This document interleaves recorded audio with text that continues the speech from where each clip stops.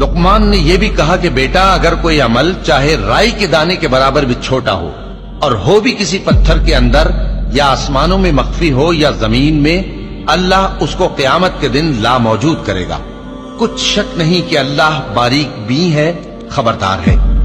बेटा नमाज की पाबंदी रखना और लोगों को अच्छे कामों के करने का मशवरा देते रहना, बुरी बातों से मना करते रहना और जो मुसीबत तुझ पर वाक़े हो उस पर सब्र करना।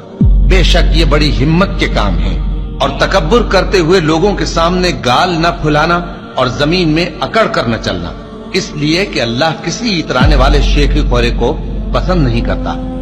और अपनी चाल में एतदाल किए रहना और बोलते वक्त जरा आवाज नीची रखना, क्योंकि बहुत ऊंची आवाज गधों की सी है और कुछ शक नहीं कि सबसे बुरी आवाज गधों की होती है।